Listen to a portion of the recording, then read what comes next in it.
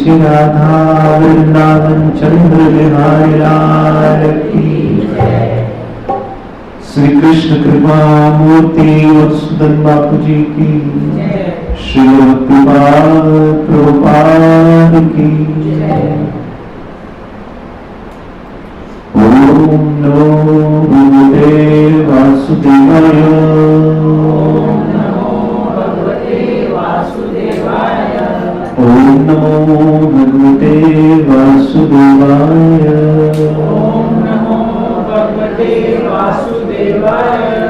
ओम नमो भगवते वासुदेवाय। ओम नमो भगवते वासुदेवाय। कृष्णाय वासुदेवाय। कृष्णाय वासुदेवाय। देवकी नंदनाय च। देवकी नंदनाय च। नंदगोपकुमाराय। नंदगोपकुमाराय। गोविंदाय नमो नमः। गोविंदाय नमो नमः। हे कृष्ण करुणा सिंधु। हे कृष्ण करुणा सिंधु। दीनबंधु जगत्पते। दीनबंधु जगत्पते। गोपेश गोपीकांत। गोपेश गोपीकांत। राधाकांत नमोस्तुते। राधाकांत नमोस्तुते। तप्त कंचन गौरंगी। कंचन गौरंगी। राधे वृंदावनेश्वरी। राधे वृंदावनेश्वरी। वृषभानुसुतदेवी। भानुसुतदेवी। प्रणमामि हरिप्रिया। नमामि हरिप्रिया। श्री कृष्ण चैतन्य। श्री कृष्ण चैतन्य। प्रभु नित्यानंद। प्रभु नित्यानंद। श्री द्वैत गदाधर। श्रीवासादि गौर भक्तवृंद। श्रीवासादि गौर भक्तवृंद। हरे कृष्ण हरे कृष्ण कृष्ण कृष्ण हरे हरे। कृष्ण कृष्ण हरे हरे। हरे राम हरे राम राम राम हरे हरे। राम राम हरे हरे। नमो विष्णुपदाय कृष्ण पृष्ठाय भूतले श्रीमते मधुसूदनाय वासुदेवाय नामिने। नमस्ते मधुसूदनाय भक्तिपात्र्याय ते। दुर्लभ कृष्ण भक्ति मते सर्वकारिणी।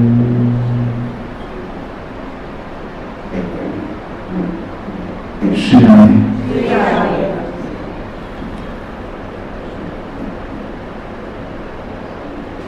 श्रीमद् भागवत महात्म्य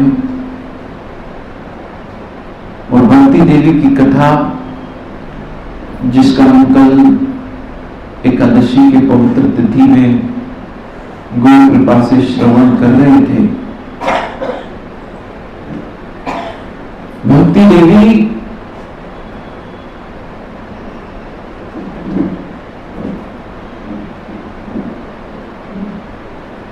यमुना जी के तट पर वृंदावन में अपने दो वृद्ध पुत्र ज्ञान और वैराग्य, उनके शोक को प्रकट करती है देव ऋषि नारद से।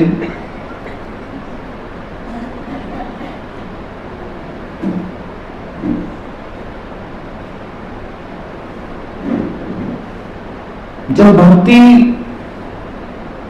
अपनी कथा सुनाती है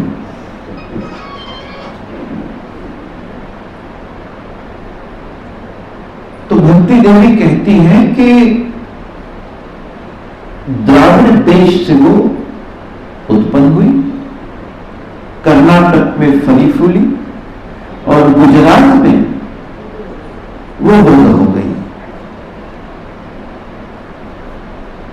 और फिर यूं अपने दोनों बेटों के साथ जब वो वृंदावन आई तो स्वयं तो युवती हो गई, लेकिन उसके दोनों बेटे वृद्ध ही रहे। और जब नारद मुनि को अपना शोक प्रकट करती है तो देव ऋषि नारद भक्ति की पीड़ा को हरने के लिए चल पड़ते हैं। इसी प्रसंग पर, इसी विषय पर हम कल चर्चा कर रहे थे कि किस तरह से स्वयं भक्ति देवी को भी एक संत का आश्रय लेना पड़ता है। और महत्वपूर्ण बात यह है कि भक्ति वृंदावन में है, यमुना जी के तट पर है, लेकिन वृंदावन जाकर भी यदि साधु संग नहीं किया और जब साधु का संग मिला तो उस साधु के संग से क्या लाभ करना चाहिए, यह भक्ति देवी सिखा रही है। देखिए, दो चीजें कभी व्यर्थ नहीं गंवानी चाहिए।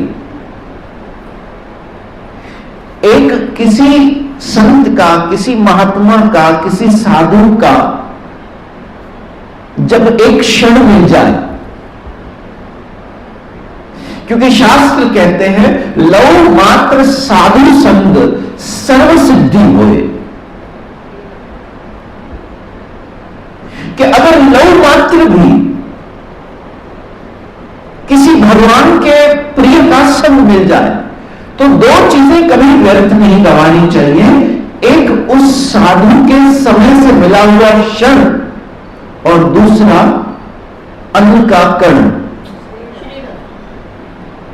ये दोनों भगवान का ही स्वरूप है। अन्न को भी हमारे शास्त्रों ने ब्रह्म स्वरूप ही कहा है, क्योंकि हम जानते हैं कि एक अन्न के कण से भी किसी न किसी जीव का पोषण हो सकता है। इसलिए खासकर ये उन माताओं के लिए बात है जो जरूरत से ज्यादा बना लेती हैं और फिर उन्हें वो डस्टबिन में फेंकना पड़ता है, और किसी को देने के लिए भी तैयार नहीं होती। बड़ी बात तो ये है,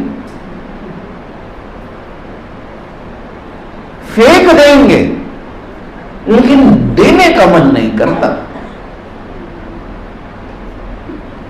फ्रिज में पड़ी पड़ी चीजें, वस्तुएं सड़ जाएंगी, खराब हो जाएंगी,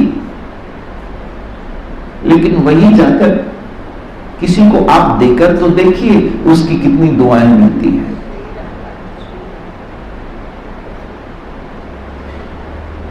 इसलिए साधु के समय से मिला हुआ क्षण, संत के समय से मिला हुआ क्षण और अन्न का कण,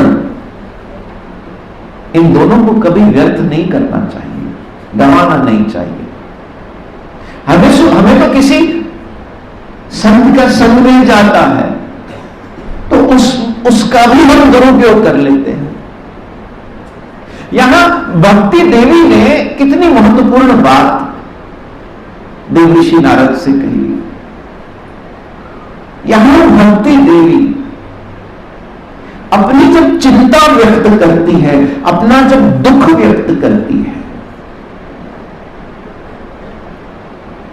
तो वो जो दुख है, उस दुख के पीछे भी कोई परोपकार छुपा है।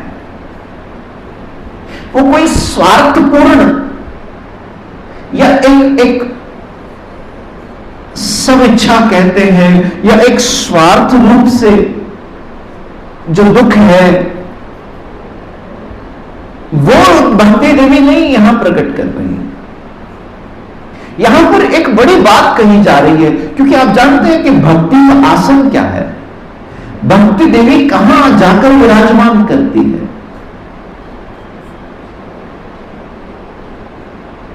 यहां पर जो भागवत महात्म्य में भक्ति देवी का महत्व बताया गया है, ये इसी कारण बताया गया है ताकि हम भागवत के वास्तविक फल को प्राप्त कर सके, जो है श्री कृष्ण प्रेम और श्री कृष्ण भक्ति। क्योंकि एक भक्ति ही है जो जीव के भीतर जन्मांतर के पापों को तो नष्ट करती है, लेकिन उसके साथ साथ उस पाप करने की वृत्ति को भी नष्ट कर देती है। भीतर से भक्ति उत्पन्न हो गई। इसलिए महाप्रभु ने कहा, ब्रह्मांड ब्रह्मते कोरो भाग्यवान जी, गुरु कृष्ण प्रसादे पाए भक्ति लता बीज, कि जब उस भक्ति का बीज किसी में डल जाता है तो वो बीज में से जब सत्संग सुनते सुनते, हरि कथा सुनते सुनते, हरि नाम करते करते धीरे धीरे धीरे धीरे करके उसमें से एक पौधा निकलता है, पौधे में से एक वृक्ष निकलता है। लेकिन ये वृक्ष कैसा है? महाप्रभु कहते हैं ये वृक्ष इस भौतिक जगत को पार कर जाता है और भगवान के धाम तक इसकी पहुंच होती है। और जो फल इसमें लगते हैं वो फल होते हैं ये कृष्ण प्रेम और कृष्ण के भक्ति का रस। जैसे जब आप किसी एक रस भरे फल को, बिल्कुल पका हुआ फल जिसमें रस भरा हुआ है, इस फल को ग्रहण करोगे, इस जब फल को हम खाएंगे तो हमें एक स्वाभाविक रूप से एक अंदर एक संतुष्टि मिलती है, एक ठंडक पड़ती है। एक मीठे फल को जो बिल्कुल रसीला फल है, ऐसे ही ये जो कृष्ण भक्ति रसामृत सिंधु, इसे तो श्री रूप गोस्वामी ने रस अमृत सिंधु कहा कि ये कैसा रस है? ये अमृत से भरा हुआ रस है। और फिर ये सिर्फ एक बिंदु नहीं है, एक बूंद नहीं है, बल्कि ये सिंधु है, भक्ति से भरी हुई रसामृत सिंधु। ये कभी समाप्त नहीं हो सकती। Krishna is the reservoir of all pleasure.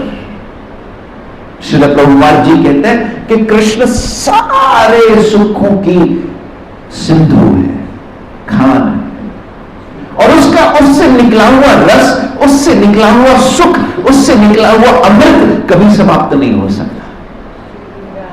ये आपको आनंद देता रहेगा, देता रहेगा, देता रहेगा, देता रहेगा, और आनंद दे रहा है तभी तो हम चलकर यहां आ जाते हैं।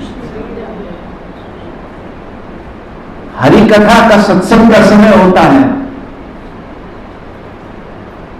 हम आ जाते हैं क्योंकि जानते हैं कहीं हमारा मन जानने लगा है कि मिलता है सच्चा सुख भगवान तुम्हारे चरणों में, यही सुख मिल रहा है।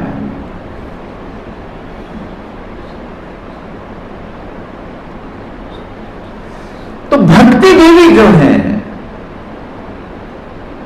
उनका श्रृंगार, भक्ति का श्रृंगार क्या है? भक्ति का श्रृंगार हमारे परम गुरुदेव श्री भक्तिपाद जी कहते थे कि भक्ति का श्रृंगार विनम्रता है। जो भक्त बन गया उसमें सबसे पहले विनम्रता का लक्षण आएगा। आपने देखा है हनुमान जी कितने विशाल, कितने महान, चट्टान की तरह बड़े विशाल हैं, लेकिन मां सीता के सामने जब गए तो हाथ जुड़ा हुआ और सर झुका हुआ। जब हनुमान जी को सुग्रीव कहता है कि हे वानरों में अग्रगण्यम ज्ञान नाम अग्रगण्य, तुलसीदास जी कहते हैं ज्ञान नाम अग्रगण्य, कि ये ज्ञानियों में सबसे अग्रगण्य है। और बल, अगर बल की बात करें तो हनुमान जी का बल इतना कि बचपन में अनजाने में ही सूर्य को फल समझ के खाने लगे। ऐसा बल कि पूरा पर्वत ही उठा लिया। लेकिन जब सुग्रीव हनुमान जी के बल की महिमा करता है, हनुमान जी सुनकर भी अनसुना कर देते, क्योंकि उनकी प्रशंसा हो रही है। एक भक्त हमेशा यह जानता है कि जब कोई प्रशंसा करे, सुन लीजिए, जब कोई प्रशंसा करे तो उसमें हमारी खूबी नहीं होती, वो उस प्रशंसा करने वाले की ग्रेटनेस होती है, वो उसकी उदारता है कि वो हम में कोई खूबी देख सकता है। ये एक सदाचारी, एक विचार करने वाले एक भक्त को हमेशा याद रखना चाहिए कि अगर कोई हमारी प्रशंसा कर रहा है, हम में कोई अच्छी बात देख रहा है और हमें अप्रिशिएट कर रहा है, तो ये चने के झाड़ पर मत चढ़ जाना कि वाह वाह वाह हम कुछ बन गए, कुछ गुण आ गए हम में, कुछ क्वालिटी आ गई हम में। ये समझ जाना कि ये जो प्रशंसा करने वाला व्यक्ति है ना, ही इज रियली ग्रेट, इसका दिल बहुत बड़ा है। नहीं तो आज के इस कंजूसों की दुनिया में किसके मुंह से किसकी तारीफ निकलती है भाई? किसके मुंह से किसकी बड़ाई निकल सकती है आज के दिन में? हजार अच्छी चीजें करो, हजार अच्छी बात दुनिया भूल जाएगी, एक गलती कर दो वो याद रखेगी। दुनिया की तो आदत है बुराई को पकड़ना। अच्छाई यदि कोई हमने देख ले तो वो हमारी खूबी नहीं होती, वो तो सामने वाले की खूबी है कि उसने इतना बड़ा दिल रखा कि हमारी बुराई नजर नहीं आई और उसे हमारी अच्छाई नजर आ गई। मैं आप सबसे कहता हूं अच्छाई को देखिए सब में,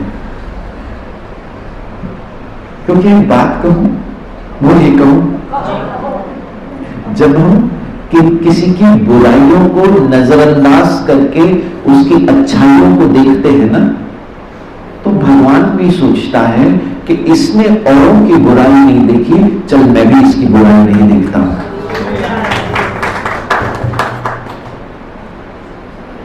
और जब हम औरों की अच्छाइयों को छोड़कर सिर्फ बुराइयां देखते हैं तो ठाकुर जी भी सोचते हैं चल तूने हमेशा सब में बुराइयां देखी, मैं भी तेरी बुराइयां देख गुजरा, और अगर ऐसा हो गया तो लटक जाओगे, फंस जाओगे। अदल करे तो मेरी जान काई, फजल करे तो मैं जीवा। अदल करे तो मेरी, अदल मतलब अगर हम भगवान से ये कहें भगवान मेरे साथ इंसाफ कर ले, मेरे साथ इंसाफ मतलब मुझे मेरे कर्मों का फल दे दे। ऐसा गलती से भी मत बोलना, फंस जाओगे। मैं सच बता रहा हूं, क्योंकि हम नहीं जानते कि हम कैसे कैसे पापड़ बेल कर आए हैं। हाँ, कितने जन्म कैसे कैसे कर्म करते हुए हम आए हैं।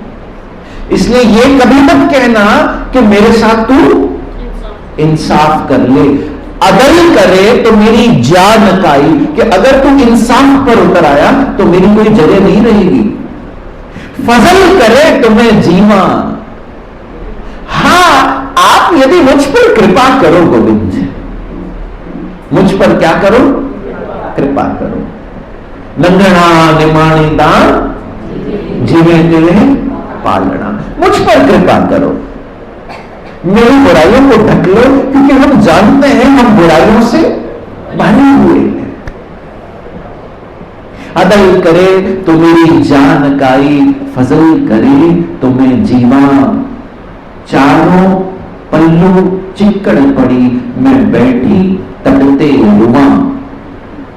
पानी मेला ते साबुन भूली, कि न साफ पानी है अपने आप को फिर से स्वच्छ करने के लिए, और ना ही मेरे पास कोई साबुन है जिससे मैं अपने वो जन्म जन्मांतर के कर्म मिटा सकूं।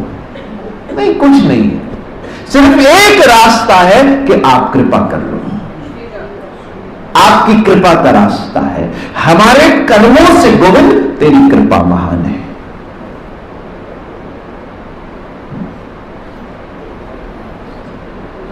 इसलिए जब हम औरों में अच्छाइयां देखते हैं, बुराई, एक छोटी सी कथा सुनिए। एक दुकानदार था, उस दुकान पर रोज एक व्यक्ति आता और नकली नोट देकर चला जाता, उससे कुछ सामान लेता और नकली नोट देकर चला जाता। अब लेने वाला जानता था कि यह नोट नकली है, लेकिन फिर भी चुपचाप ले लेता। एक दिन हुआ, 2 दिन हुआ, सामने वाला भी सोचने लगा मेरा नोट तो यहां चल रहा है। वो बार बार आने लगा, बार बार आता और बार बार सामान ले जाता। एक दिन उस नकली नोट देने वाले को गिल्ट हुआ कि मैंने सामने वाले के बहुत पैसे लूट लिए।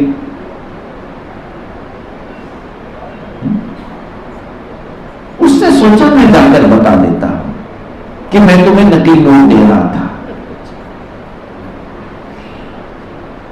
तब उसकी नजर पड़ी कि वो जो नोट देकर जाता था, वो नोट वो वैसे ही फेंक देता था, क्योंकि वो जानता था कि। तो उसने उससे पूछा, अरे तुम जानते थे कि मैं नोट जो तुम्हें दे रहा था वो नकली है, फिर भी क्यों लेने लगे? फिर भी क्यों ले रहे थे? कहा देखो बस मैं तुमसे ये नकली नोट है ना एक उम्मीद से ले रहा था। कहा कौन सी उम्मीद? कहा आज तुम्हारे इस नकली नोट को मैं अगर स्वीकार कर लूं तो मैं इस उम्मीद से ले रहा था कि कल इस नकली नोट को जब वहां जाना पड़ा तो वो भी स्वीकार कर ले, वो भी मुझे ले ले। इसलिए भगवान हमें क्या देखता है बताइए? भगवान हमें क्या देखता है जो हम औरों में देखते हैं? श्री राधे कहिए। हम इस बात को आप जाकर आज विचार कीजिएगा, सोचिएगा कि आज क्या सुन लिया हमने सत्संग में। भगवान हमें वही देखता है जो हम औरों में देखते हैं। अगर हम औरों के प्रति दया रखते हैं तो वो हमारे प्रति दया रखेगा। अगर हम औरों में अच्छाई देखते हैं तो वो हम में भी सिर्फ अच्छाई देखेगा। हम औरों में सिर्फ बुराई देखते हैं तो वो हम में भी बुराई देखेगा। हम औरों में सिर्फ अपना स्वार्थ देखते हैं तो उसके लिए भी हम वैसे। और जब हम औरों के लिए कोई परोपकार करने लगते हैं, जैसे नारद मुनि ने भक्ति देवी से कहा कि भक्ति देवी अब से तेरी चिंता मेरी चिंता, क्योंकि वास्तव में संत को खुद की कोई चिंता नहीं होती। उसके पास खुद की चिंता नहीं होती, उसके पास औरों की चिंता होती है। इसलिए भक्ति देवी के दुख को देखकर, उनकी पीड़ा को देखकर नारद मुनि कहते हैं तुम चिंता मत करो, तुम्हारे इस पीड़ा का मैं समाधान करूंगा।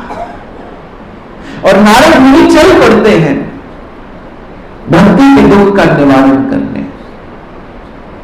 याद रखिएगा, आज अगर हमारे झोली में ये हरि कथा, ये हरि नाम आई आपके और मेरे झोली में, तो कहीं कोई महात्मा चल पड़ा। क्योंकि जब मैं अपने गुरुदेव श्री मधुसूदन बापू जी से मिला, वही पल था जिसने मेरे जीवन को परिवर्तन किया, जिसने मेरे जीवन में ये कृष्ण नाम, कृष्ण भक्ति, कृष्ण कथा को प्रवेश किया। इसका मतलब कि आज हमारे पास जो नाम धन आया, जो हमारे पास सत्संग आया, उसके पीछे कोई महात्मा था जिसने अपने पुरुषार्थ से, अपने परिश्रम से, अपने बलिदान से, अपने त्याग से कहीं हमारे लिए कदम उठाए, हमारी चिंता दूर करने के लिए। अगर हमारे गुरु महाराज हरि कथा करने नहीं निकले होते, अगर अपने जीवन को उन्होंने कृष्ण के चरणारविंद में समर्पित नहीं किया होता, तो हम तक कैसे ये कथा पहुंचती? एक सीधी सी बात है, सीधी सी बात है। इसका मतलब हमारे जीवन के दुखों का निवारण करने के लिए इसके पीछे कोई न कोई संत का आशीर्वाद होता है, उसके वचन होते हैं, उसके शब्द होते हैं। नारद मुनि चल पड़े। आइए आगे भागवत से ही पढ़ते हैं।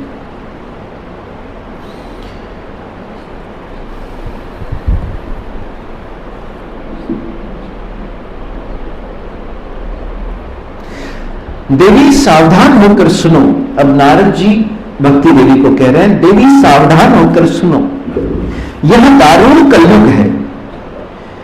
इसी से इस समय सदाचार, योग मार्ग और तप आदि सभी लुप्त हो गया है। लोग शठता और दुष्कर्म में लगकर अघासुर बन रहे हैं। संसार में जहां देखो वहीं सत्पुरुष दुख से म्लान है और दुष्ट सुखी हो रहा है। इस समय जिस बुद्धिमान पुरुष का धैर्य बना रहे वही बड़ा ज्ञानी या पंडित है। कलयुग में जिसका धैर्य बना रहे, नारद मुनि कह रहे हैं कि वही ज्ञानी और पंडित है। यहां श्लोकों को जानने वाला ज्ञानी नहीं है, यहां पर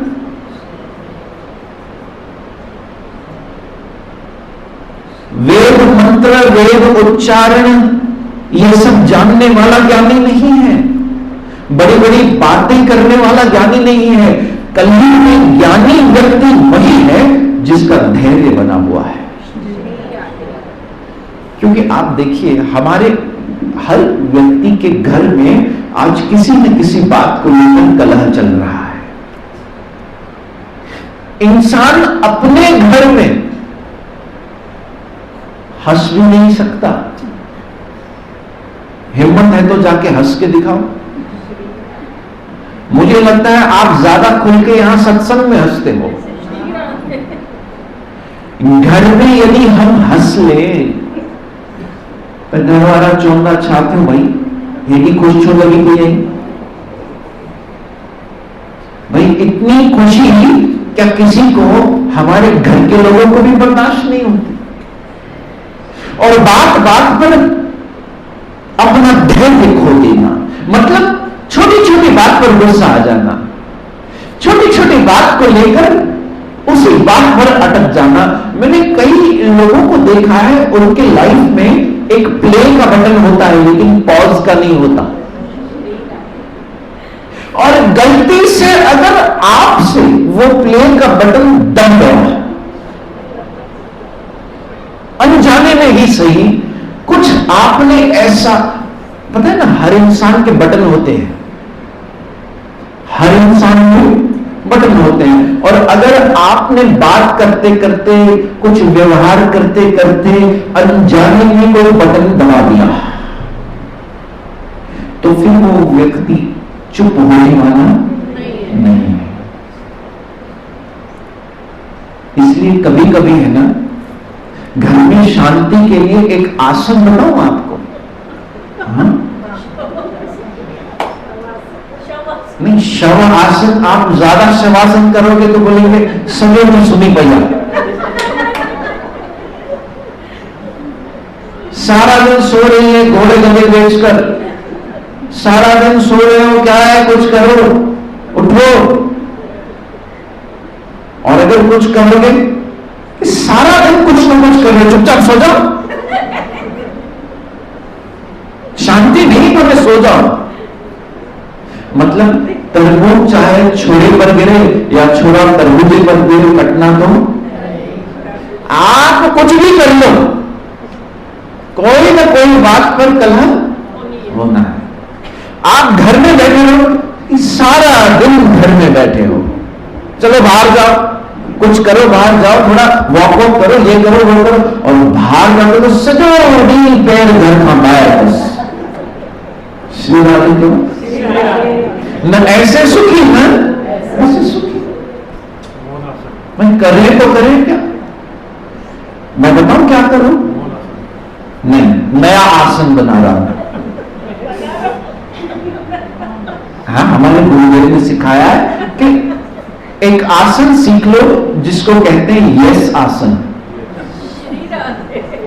कुछ नहीं करना, जो वो कहे, मतलब मन कह रहा है नो, लेकिन उनके मुंह पर क्या करना है?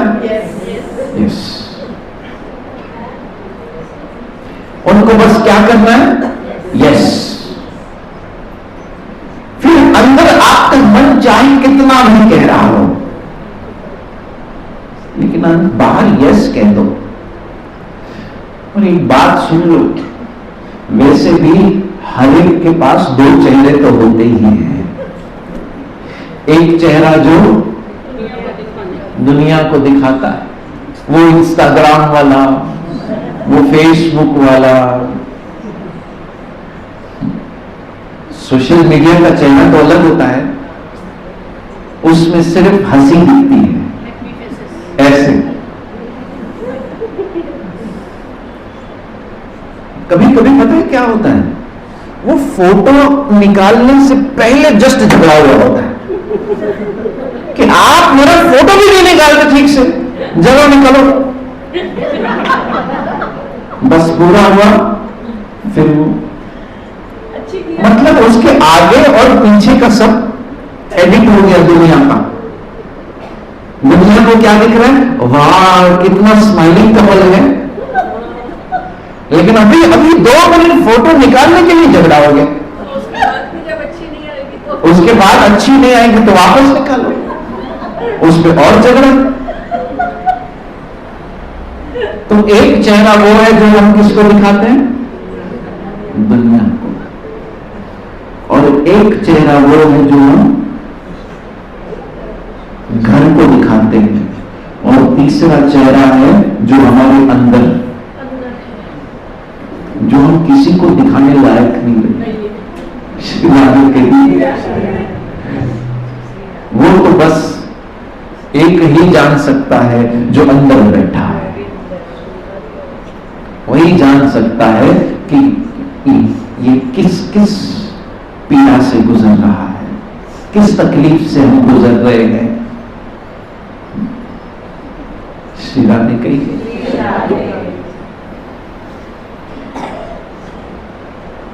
इसलिए यहां देवर्षि नारद कहते हैं कि ज्ञानी व्यक्ति कौन है? जिसमें धैर्य है, जो धीरज से अपने जीवन को बिता रहा है।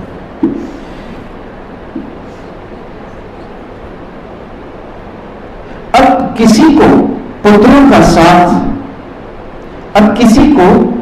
पुत्रों का साथ तुम्हारा दर्शन भी नहीं होता, विषय अनुराग के कारण अंधे बने हुए जीवों से उपेक्षित होकर तुम झंझर हो रही हो।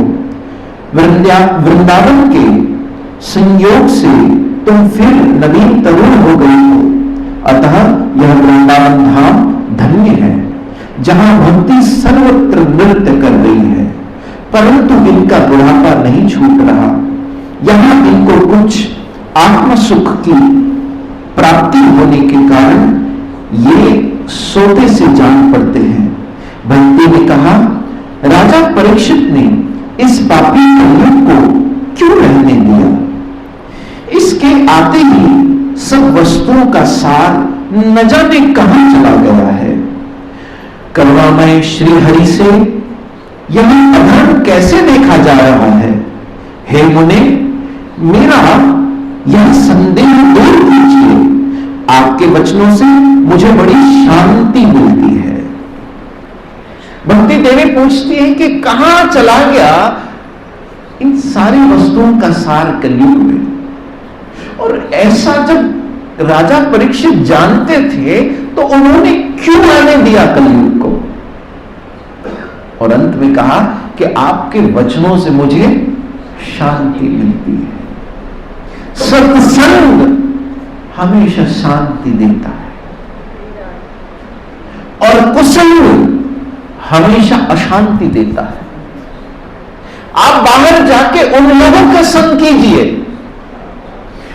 जिसमें जरा सी भी भगवत भावना नहीं है, जिनके विचार, जिनके आचार बिल्कुल विपरीत हैं, वो आपको अशांति देकर जाएंगे। किसी न किसी रूप में अशांति मिलेगी। लेकिन सत्संग में जब आकर हम कुछ ही शब्द सुन लें, वो हमारे मन को शांति देती है। और शायद इसीलिए मैंने देखा है कि सत्संग में लोगों को नींद बड़ी अच्छी आती है। ये इस बात का प्रमाण है कि कहीं उनका मन शांत हुआ तभी तो नींद आई। जिसको घर में भी नींद नहीं आती, जो रात भर जागते रहते हैं, उनको भी मैंने देखा है कि सत्संग में वो बड़े आराम से सो जाते हैं। इसलिए मैं तो मोटवानी जी से कहने वाला था, यहां भागवत में गद्दे बिछा दीजिए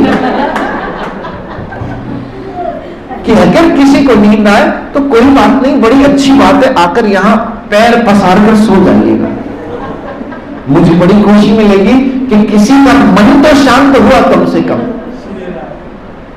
और कुछ न मिला न मिला, कुछ पल के मन को शांति तो मिल गई। श्री राधे। नारद जी कहा, बाले यदि तुमने पूछा है तो प्रेम से सुनो। कल्याणी, मैं तुम्हें सब बताऊंगा और तुम्हारा दुख दूर हो जाएगा। जिस दिन भगवान श्री कृष्ण इस भूलोक को छोड़कर अपने परमधाम पधारे, उसी दिन से यहां संपूर्ण साधनों में बाधा डालने वाला कलयुग आ गया। दिग्विजय के समय राजा परीक्षित की दृष्टि पड़ने पर कलयुग दीन के समान उनकी शरण में आया।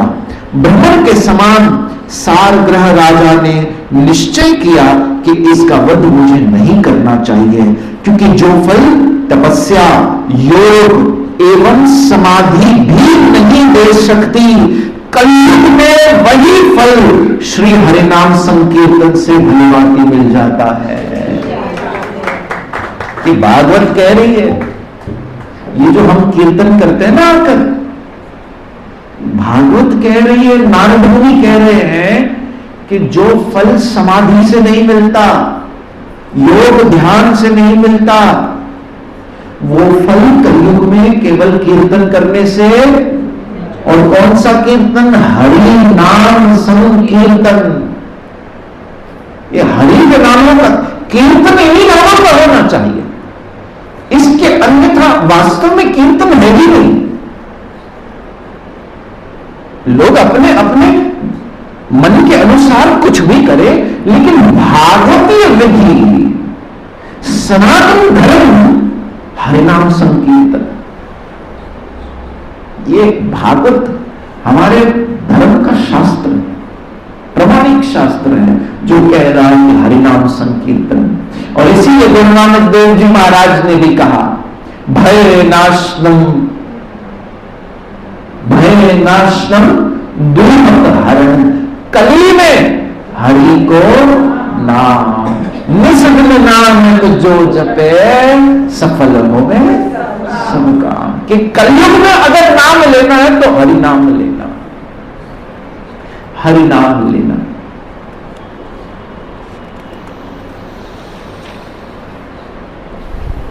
आगे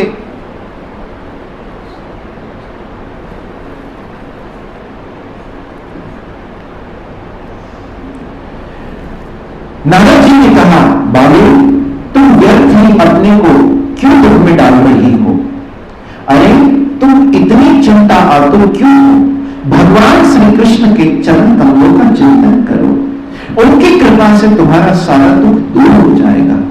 जिन्होंने कौरवों के अत्याचार से द्रौपदी की रक्षा की थी और गोप सुंदरियों के स्नान किया था, वे कृष्ण कहीं चले हुए गए हैं।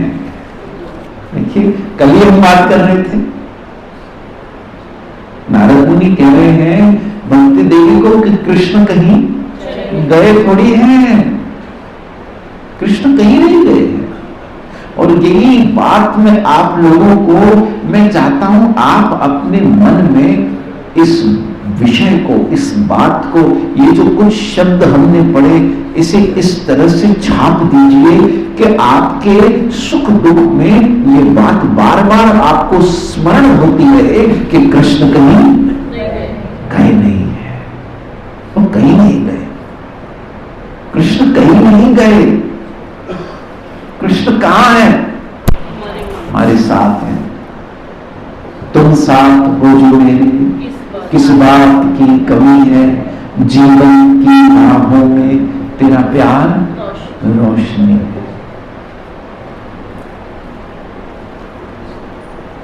फिर तुम तो भक्ति हो और सदा उन्हें प्राणों से भी प्यारी हो। तुम्हारे बुलाने पर तो भगवान नीचों के घर भी चले जाते हैं।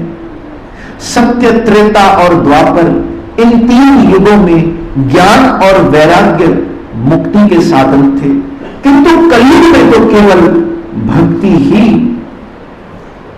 ब्रह्म युज अर्थात मोक्ष की प्राप्ति कराने वाली है। यह सोचकर ही परम आनंद मूर्ति ज्ञान स्वरूप श्री हरि ने अपने सत स्वरूप से तुम्हें रचा है। तुम साक्षात श्री कृष्णचंद्र की प्रिया और परम सुंदरी हो। एक बार जब तुमने हाथ जोड़कर पूछा था कि मैं क्या करूं, तब भगवान ने तुम्हें यह आज्ञा दी थी कि मेरे भक्तों का पोषण करो। तुमने भगवान की वह आज्ञा स्वीकार कर ली।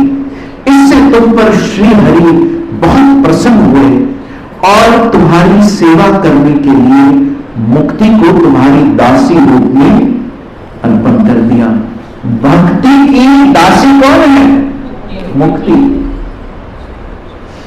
मतलब भक्ति जो कर रहा है, जिसके हृदय के आसन पर भक्ति देवी विराजमान हो चुकी है, उसके लिए मुक्ति फिर एक छोटी सी बात है। मुक्ति भी एक सेविका के रूप में बन जाती है। एक कथा आती है, आपको पता है ध्रुव महाराज के लिए मृत्यु भी उनके राजमहल के बाहर हाथ जोड़कर खड़ी रहती, क्योंकि वो स्वयं ध्रुव महाराज के पास नहीं जा पाती। जब तक ध्रुव महाराज नहीं सोचते कि मुझे अपने संसार से वापस जाना, और जब ध्रुव महाराज के जाने का समय आया, तब मृत्यु ने अपने हाथ ध्रुव महाराज के चरणों के सामने रखे और उस चरण पर, उन हाथों पर अपने चरण रखकर ध्रुव महाराज विमान में ध्रुवलोक गए। मतलब सोचिए कि जो भक्त है उसके लिए मृत्यु भी दासी के रूप में आ जाती है, क्योंकि वो जो जीव जिसने सदैव हरि चिंतन किया, हरि भक्ति की, वो जीते जी ही मुक्त है। उसे अंत में मुक्ति की चिंता करने की आवश्यकता ही नहीं, क्योंकि वो तो पहले से ही मुक्त हो चुका है। उसे इस भय में जीना नहीं पड़ता कि मृत्यु के बाद मेरा क्या होगा। अरे क्या होगा मृत्यु के बाद, वो हम कैसे बता सकते हैं? कौन जान सकता है कि मृत्यु के बाद क्या होगा? इसीलिए मुक्त होना है तो जीते जी ही हो जाओ, और जीते जी मुक्त होने का साधन है अपने आप को हरिनाम और हरि कथा में समर्पित कर देना। किसी ने वृंदावन में यह प्रश्न पूछा कि पिंडदान कैसे करें? क्या हम जीते जी पिंडदान कर सकते हैं? बिल्कुल कर सकते हैं। आप अपना स्वयं का पिंडदान जीते ही कर सकते हो। पिंड मतलब ये शरीर, जी है पिंड सब तेरा। जिस दिन आपने इस शरीर को ठाकुर जी के श्री चरणों में समर्पित कर कर दिया और एक वचन अपने आप से कर लिया कि आने वाली जीवन की जितने भी वर्ष बचे हैं वो सब कृष्ण तेरे लिए। हो गया पिंडदान। जीते जी हमने अपने आप को दान में दे दिया। ये कंठी माला का अर्थ यही बनता है, जैसे भगवान को कुछ भी अर्पण किया जाए तो उस भोग में तुलसी पत्र अर्पण किया जाता है, तभी कृष्ण स्वीकार करते हैं। जब इस पिंड पर, इस शरीर पर हम तुलसी माला पहन लेते हैं और कृष्ण को कह देते हैं हाथ उठाकर, जय जय श्री राधे। ये हाथ उठाने का भी अर्थ है, आप जानते हो। उठाओ उठाओ, हाथ उठाओ, हैंड्स अप। इन हाथों को उठाने का अर्थ है, चिंता मत करो अभी नहीं चले जाओगे। इन हाथों को उठाने का अर्थ है कि हमने अपनी कायरता के, हमने अपने घमंड के, हमने अपने अभिमान के सारे हथियार गोविंद तेरे चरणों में डाल दिए। अब हम तेरे और तू मेरा। हो गया पिंडदान, हो गए तेरे। जीते जी उसके हो जाओ, क्योंकि मरने के बाद कोई राम नाम संग है, करे न करे क्या फायदा। जीते जी उसका नाम आप खुद ही ले लीजिए, हरे कृष्ण कृष्ण कृष्ण हरे हरे, हरे राम राम राम हरे हरे। मरने के बाद अस्थियों को कोई गंगा में परवाह करने जाए या न जाए कौन जाने। जीते जी आप अपने मन को इस भागवत रूपी कथा में परवाह कर दीजिए। हो गया पिंडदान। जीते जी हो जाइए उसके। मरने के बाद ताजमहल बनाया किसी ने, तो जो मरी उसने देखा, उसने तो नहीं देखा। इसलिए मरने के बाद सब फैंटेसी है। जीते जी उसके हो जाइए, जीते जी उसके होकर जाइए। कृष्णा कृष्णा कृष्णा कृष्णा कृष्णा।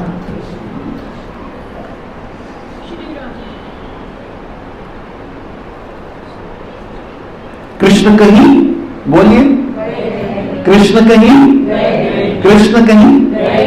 आज घर जाकर कहीं पर ये लिख दीजिएगा, भले कहीं पर भी, ताकि आपके माइंड में ये रजिस्टर हो जाए कि कृष्ण कहीं नहीं है।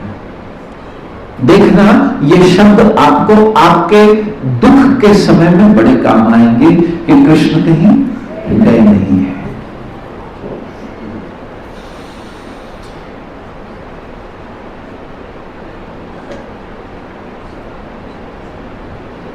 यह सोचकर ही परम आनंद मूर्ति ज्ञान स्वरूप श्री हरि ने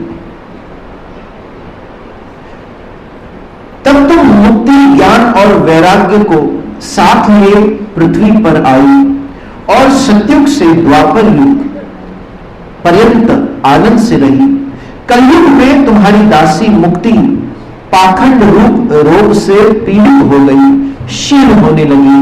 इसलिए वह तो तुरंत ही तुम्हारी आज्ञा से वैकुंठ लोक को चली गई। इस लोक में भी तुम्हारे स्मरण करने से ही वह आती है और फिर चली जाती है। मतलब अब मुक्ति धरती पर है ही नहीं, मुक्ति चली गई वैकुंठ। अब मुक्ति बड़ी दुर्लभ हो गई है यहां पर। लोग कहते हैं ना, अच्छा इस बात को जरा सोचिए कि पॉपुलेशन बढ़ रही है या नहीं। हम कहते हैं कि पॉपुलेशन एक्सपांड हो रही है, पॉपुलेशन एक्सप्लोड हो रही है। क्यों हो रही है आप जानते हैं? जरा इस दृष्टि से भी सोचकर देखिए कि 84 लाख योनियां हैं और निचले योनियों में से जीव को एक मौका मिलता है ऊपर की योनि में जाने में, लेकिन ऊपर की योनि में जाने के बाद उसके ऊपर मुक्त कोई हो ही नहीं पा रहा, इसलिए वहीं पर चक्कर काट रहा है। इसलिए भी पॉपुलेशन एक्सप्लोड हो रही है, क्योंकि जीव तो पहले भी थे लेकिन उनकी मुक्ति बड़ी सहज थी। वो मुक्त हो जाते थे इस पृथ्वी से और वापस स्वर्गधाम चले जाते थे, फिर उनका जन्म ही नहीं होता। सोचिए जरा, विचार कीजिए, कभी हमने आध्यात्मिक दृष्टि से देखा ही नहीं इस दुनिया के प्रॉब्लम्स को। We all have material problems, but remember, material problems have spiritual solution. इसीलिए भी जीव मुक्त नहीं हो रहा। तो जैसे कोई 10th स्टैंडर्ड तक पहुंच गया और 10th स्टैंडर्ड से पास ही नहीं हो पा रहा, तो क्या होगा? वहीं पर स्टूडेंट्स बढ़ते जाएंगे, क्योंकि फिर 9th वाले भी तो आ रहे हैं, फिर 8th वाले भी आ रहे हैं। 10th से पास ही नहीं हो पा रहा, आगे बढ़ ही नहीं पा रहा, तो फिर वो वहीं अटक जाएंगे। इसलिए यहां देवर्षि नारद कहते हैं कि मुक्ति वापस स्वर्गधाम चली गई कलयुग में, और अब सिर्फ तब आती है जब तुम उसका स्मरण करती हो। जब कोई वैष्णव जन, जब कोई हरि का प्यारा हरिनाम लेते लेते शरीर का परित्याग करता है, तब मुक्ति दौड़ी चली आती है और उसके चरणों में अपने हाथ को रख देती है।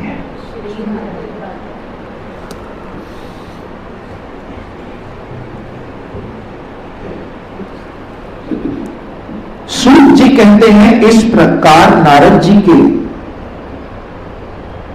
ने निर्णय किया। नारद जी ने निर्णय क्या किया? नारद जी के निर्णय किए हुए अपने महात्म्य को सुनकर भक्ति के सार अंग पुष्ट हो गए और वे उनसे कहने लगी, नारद जी आप धन्य हैं, आपकी मुझ में निश्चल प्रीति है, मैं सदा आपके हृदय में रहूंगी, कभी आपको छोड़कर नहीं जाऊंगी। साधु आप बड़े कृपालु हैं, आपने क्षण भर में ही मेरा सारा दुख दूर कर दिया, किंतु अभी मेरे पुत्र में चेतना नहीं आई है, आप इन्हें शीघ्र ही सचेत कर दीजिए, जगा दीजिए। सूत जी कहते हैं, भक्ति के ये वचन सुनकर नारद जी को बड़ी करुणा आई और वे उन्हें हाथ से हिला डुलाकर जगाने लगे। फिर उनके कान के पास मुंह लगाकर, ओ ज्ञान जल्दी जाग पड़ो, ओ वैराग्य जल्दी जाग पड़ो। फिर उन्होंने वेद अध्ययन, वेदांत घोष और बार बार गीता पाठ करके उन्हें जगाया। इससे वे जैसे तैसे बहुत जोर लगाकर उठे, किंतु आलस्य के कारण वे दोनों जम्भाई लेते रहे, नेत्र उघाड़ कर देख भी नहीं सके। उनके बाल बादलों की तरह सफेद हो गए और उनके अंग प्राय सूखे काठ के समान निस्तेज और कठोर हो गए। इस प्रकार भूख प्यास के मारे अत्यंत दुर्बल होने के कारण उन्हें फिर सोते देख नारद जी को बड़ी चिंता हुई और वे सोचने लगे, अब मुझको क्या करना चाहिए। इनकी यह नींद और इससे भी बढ़कर इनकी वृद्ध अवस्था कैसे दूर होगी। शौनक जी इस प्रकार चिंता करते करते वे भगवान का स्मरण करने लगे। उसी समय यह आकाशवाणी हुई कि हे मुने, खेद मत करो, तुम्हारा ये अधोग निसंदेह सफल होगा। देवर्षि, इसके लिए तुम एक सत्कर्म करो और वह कर्म तुम्हें संत शिरोमणि महाअनुभाव बताएंगे। उस सत्कर्म का अनुष्ठान करते ही क्षण भर में उनकी नींद और वृद्धावस्था दूर हो जाएगी। यह आकाशवाणी वहां सभी को साफ साफ सुनाई। इससे नारद जी को बड़ा विस्मय हुआ और वह कहने लगे, मुझे तो इसका कोई आशय समझ ही नहीं आया। नारद जी बोले, इस आकाशवाणी ने भी गुप्त रूप में ही बताया है, यही नहीं बताया कि कौन सा साधन किया जाए जिससे इनका कार्य सिद्ध हो। वे संत न जाने कहां मिलेंगे, किस प्रकार और साधन को बताएंगे। अब आकाशवाणी ने जो कुछ कहा है उसके अनुसार मुझे क्या करना चाहिए। सूत जी कहते हैं, शौनक जी तब ज्ञान वैराग्य दोनों को वहीं छोड़कर नारद मुनि वहां से चल पड़े और प्रत्येक तीर्थ में जाकर मार्ग में मिलने वाले मुनि ईश्वरों वह साधन पूछने लगे। उनकी उस बात को सुनते तब सब थे, किंतु उनके विषय में कोई भी कुछ निश्चित रूप से नहीं बता पाता। किन्हीं ने उसे असाध्य बताया। कोई बोले इसका ठीक ठीक पता लगा पाना कठिन है। कोई सुनकर चुप रह गए और कोई तो अपनी अवज्ञा होने पर भय से बात को टालकर चले गए। तब नारद जी बहुत चिंता आतुर हुए और बद्री वन में आए। ज्ञान वैराग्य को जगाने के लिए वहां उन्होंने यह निश्चय किया कि मैं तप करूंगा। नारद जी ने कहा, महात्माओं, इस समय बड़े भाग्य मेरे, आप लोग। अब वहां पर देव ऋषि नारद को बहुत सारे तेजस्वी संकादिक ऋषि मिले। संकादिक ऋषियों के दर्शन करके नारद मुनि कहते हैं, इस समय बड़े भाग्य है मेरे कि आप लोगों का आगमन यहां हुआ। और देव ऋषि नारद, आप लोग सदा वैकुंठ में निवास करते हैं, निरंतर हरिनाम कीर्तन तत्पर करते हैं, भगवत अमृत का रसास्वादन करते हैं।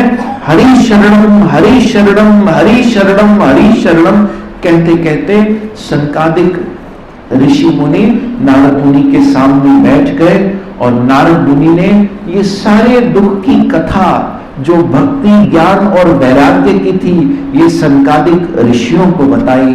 संकादिक ऋषियों को सब सत्य बता दिया कि मैं सारे तीर्थों में होकर आया, लेकिन मुझे कहीं कोई उपाय नहीं मिला। तब संकादिक ऋषियों ने नारद मुनि को भागवत महापुराण कथा करने की विधि समझाई। नारद मुनि ने संकादिक ऋषियों से 7 दिनों तक इस भागवत महापुराण कथा का श्रवण किया और जैसे ही भागवत कथा ज्ञान और वैराग्य को सुनाई गई तो वो अपनी वह अवस्था से पुनः तरुण अवस्था में आ गए। श्रीमद् भागवत महापुराण अर्थात भक्ति ज्ञान और वैराग्य, ये तीनों का एक साथ होना बहुत आवश्यक है। क्योंकि कई बार वैराग्य हो जाए लेकिन ज्ञान नहीं है। ज्ञान किसका नहीं है कि हम किसके अंश हैं, कौन हमारा पूर्ण है। अगर वो ज्ञान नहीं है तो वो वैराग्य भी अधूरा है, कुछ समय तक चलेगा फिर समाप्त हो जाएगा। ज्ञान है कि कृष्ण सब कुछ है, कृष्ण हमारे पूर्ण हैं, लेकिन अभी तक कृष्ण को मेरा मानने का अनुराग उत्पन्न नहीं हुआ, और अनुराग उत्पन्न नहीं हुआ तो वैराग्य भी नहीं आया। अब तक दुनिया को ही अपना माना है। अब तक हम समझते हैं कि ये जो हमारे आसपास लोग हमें नजर आते हैं यही मेरे हैं। हाय मुंझो पुट, हाय मुंझो पुट, हाय मुंझो पुट, हाय मुंझो पुट। बेटा बड़ा होता है कहता है बाय, हो गया वैराग्य खत्म। 60 साल हो जाते हैं एक माता पिता को समझने में कि जिनको वो अपना मान के पाल पोस के बड़ा करते थे वो तो उसका निकला ही नहीं। श्री राधे कहिए। और वो वैराग्य भी किस काम का? फिर कहते मात वनाती रण वृंदावन। श्री राधे कहिए। अगर प्रीति नहीं हुई, अगर प्रेम नहीं हुआ तो फिर वहां जाकर भी हम टिक नहीं पाएंगे, उस स्थान का महत्व नहीं जान पाएंगे, उस भक्ति में आनंद नहीं ले पाएंगे। इसलिए संसार से बेजार होकर भक्ति में आया हुआ व्यक्ति ज्यादा समय तक नहीं रहता। यहां तो वही टिक जाता है जिसको ठाकुर से प्यार हो जाता है। ठाकुर से प्यार हुआ इसीलिए भक्ति मां है और ज्ञान वैराग्य पुत्र है। अगर प्यार हो गया अर्थात भक्ति उदय हो गई तो खुद ही ज्ञान और वैराग्य आ जाएगा कि कृष्ण के अन्यथा कुछ नहीं, यही मेरा है, मेरो तो गिरधर गोपाल, दूसरो न। यही तो वैराग्य है। यह जान लेना कि मेरा शब्द मैं सिर्फ कृष्ण के साथ लगाऊंगा, यही वैराग्य है। क्या है? मेरा कृष्ण है। इसलिए उसे श्री कृष्ण सबका है, लेकिन मेरा कृष्ण मेरा है। भाई मेरा भी कृष्ण है, जैसे मीरा का कृष्ण था वैसे बोलो मेरा कृष्ण, बोलो मेरा कृष्ण। कितने अधिकार से जब आप कहते हो मेरा कृष्ण, कृष्ण को कितना अच्छा लगता है कि मुझे मेरा कहने वाला है। यही कह देना, तन मन से मान लेना कि मेरा सिर्फ यही वैराग्य है, और यह तभी संभव होगा जब उससे प्यार होगा, जब उसकी भक्ति दिल में फूटेगी। फिर ज्ञान भी आ गया और वैराग्य भी आ गई।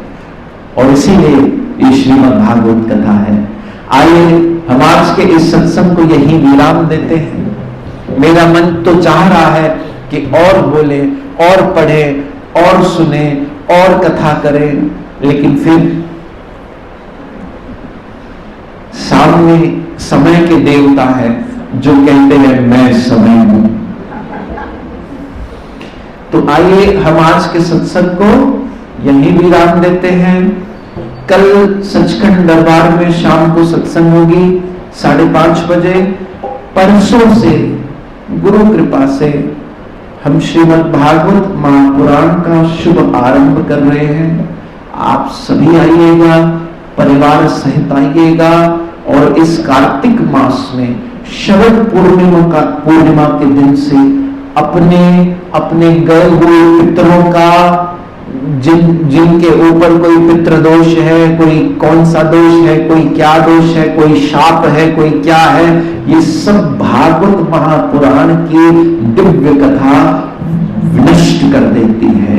जय जय श्री राधे, जय जय श्री